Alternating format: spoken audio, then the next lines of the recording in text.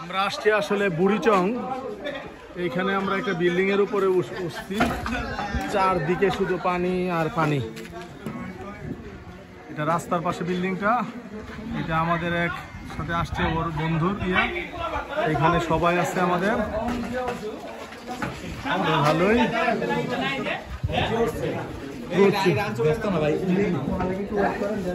এত পানি, আমরা ত্রাণ দেওয়া শেষ আসলে।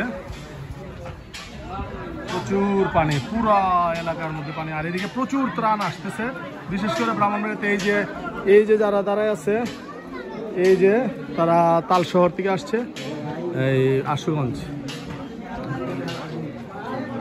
এলাকাটাও খুব সুন্দর, কিন্তু পুরাটাই পানির নিচে।